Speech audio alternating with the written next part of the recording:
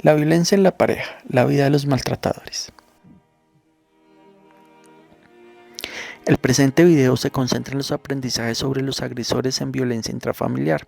Así Lenore Walker, de quien se explora su trabajo en este video, es una autora clave que investiga, revisa y publica por casi 40 años sobre la violencia intrafamiliar.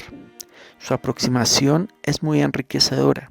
Se resalta que mucho de su trabajo e investigación recoge los aspectos de los agresores desde la información que suministran los afectados, ya que es desde allí donde está la mayor parte de la información basada en la evidencia y de procesos serios, extensos y profundos en investigación que concuerdan con las realidades de nuestras gentes.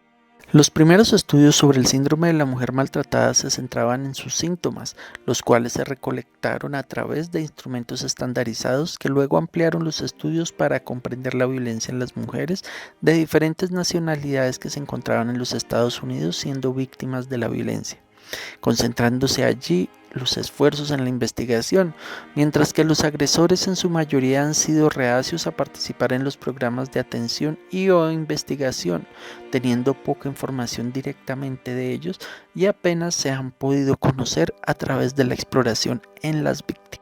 Así, el patrón de violencia de los maltratadores ocurrido en las relaciones de pareja se debe a la inhabilidad para controlar su propio comportamiento cuando se enojan.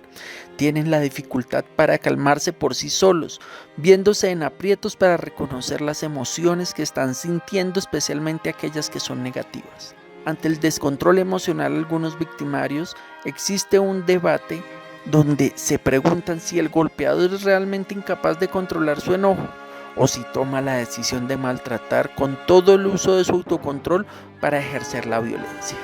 Perfiles de los agresores. Hay varios tipos de maltratadores. El más común es el que busca el poder y el control, es decir, usan la violencia contra su pareja para obtener lo que quiere, sin cuidar de los derechos del otro en la situación. Recientemente, autores han estudiado la dinámica de cómo los maltratadores controlan y ejercen el poder para aterrorizar y controlar a las mujeres y a sus hijos, sugiriendo que los métodos de control son variados, pero una parte importante de la violencia doméstica se ha explicado por la coerción, aunque no haya violencia física ni sexual. El segundo tipo más común de maltratador es el mentalmente enfermo, quien podría distorsionar el poder y el control, pero su enfermedad mental interacciona con su comportamiento agresivo. Dentro de este tipo de abusadores se encuentran las personas con paranoia, esquizofrenia, desórdenes afectivos, incluyendo los de tipo bipolar, depresión, personalidad límite, trastornos obsesivo-compulsivos, igualmente los trastornos del abuso de sustancias, incluyéndose aquí el alcohol. Cada trastorno requiere ser tratado para que la conducta violenta se detenga y los métodos de intervención pueden ser muy diferentes y posiblemente incompatibles. Un tercer tipo de maltratadores es el de trastornado con personalidad antisocial, quien muestra formas psicopáticas en su carácter que son muy difíciles de cambiar. Estos hombres cometen otros actos criminales, incluyendo violencia contra otras personas, mostrando plena calma, haciéndolos peligrosos para tratarlos a menos que estén encarcelados. Estos hombres al parecer tienen rasgos de personalidad límite. Los pitbulls son más comunes, expresando más compulsivamente su violencia con el enojo.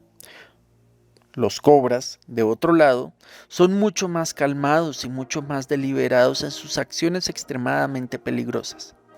Las mujeres cuyas parejas exhiben comportamiento tipo cobra puede que generalmente se les preste menos atención debido a que sus parejas no lucen peligrosos. Los factores que contribuyen para convertir a alguien en maltratador. En los maltratadores la violencia ha sido aprendida y estimulada durante un largo periodo de tiempo de sus vidas, de manera que se ha mostrado que ellos desde su infancia han aprendido que deben responder ante señales emocionalmente angustiosas con enojo y comportamiento violento. La alta incidencia de otros comportamientos violentos se correlaciona con experiencias de la infancia en el maltratador, tales como abuso infantil, violencia hacia otros, destrucción de propiedad, alto porcentaje de arrestos y encarcelamiento. Al igual que los demás tipos de violencia, los estudios parecen mostrar que la violencia ha sido aprendida, siendo un factor de alto riesgo para otros abusos. El alcohol y otras drogas llegan a exacerbar el riesgo de un mayor daño o muerte a las víctimas. Los hombres continúan usando el abuso físico, sexual y psicológico para obtener y mantener el poder e influenciar a la mujer y a los niños, sencillamente porque ellos pueden. De manera que la violencia en los maltratadores trabaja para darles lo que ellos quieren de manera rápida y con pocas o ninguna consecuencia. Se encuentra que los estudios para ayudar a los maltratadores son todavía incipientes porque aún se tiene que comprender mejor el fenómeno de la violencia dentro del contexto de nuestras vidas y entender mejor cómo los hombres aprenden a usar la violencia, qué es lo que la mantiene a pesar de las consecuencias sociales, financieras, legales y encontrar cómo ayudarles a desaprender ese comportamiento. De otro lado, quienes han trabajado con maltratadores reportan que los abusadores que han tomado la responsabilidad de sus actos violentos frecuentemente racionalizan el abuso como haberlo hecho en nombre de la educación de su mujer como una lección. Esto está peligrosamente cerca del mensaje que los padres les dan a sus hijos cuando los castigan físicamente para su bien o para enseñarles una lección. De hecho, aunque los datos psicológicos son claros explicando que golpear a los niños produce más mal que bien, aún sigue siendo un método popular de disciplina. Los antecedentes en las vidas de los maltratadores. Así se ha concluido en la investigación que los agresores tienen antecedentes siendo violentos en otros aspectos de sus vidas, no solamente contra sus parejas, de manera que tales victimarios han presenciado, recibido y cometido actos violentos en su hogar durante su infancia, o han sido agresivos contra sus mascotas, contra objetos inanimados, contra otras personas, también han durado mucho tiempo en la vida militar o han tenido previamente expresiones y acciones agresivas contra las mujeres. A lo anterior se suman un temperamento orientado a las pataletas, la inseguridad, la necesidad de mantener un ambiente estable fácilmente amenazado por sus enojos pequeños, celosos, posesivos y la habilidad para ser encantador, manipulativo y seductor para obtener lo que se quiere, siendo hostil, irrespetuoso y odioso cuando no tiene éxito. El riesgo de violencia es bastante alto si el abuso de alcohol está incluido en el patrón de comportamiento. Dentro del patrón de crianza de los maltratadores, resalta un padre estricto y una madre inconsistente. La mamá puede manejar el enojo de su potencialmente violento marido y ser estricta aplicando sus propios estándares de disciplina. Incluso en la investigación se especula si la mamá pudo minimizar cualquier cosa de manera que el padre abusador no lo notara, protegiendo al niño de la potencial brutalidad de su progenitor. El abuso de alcohol.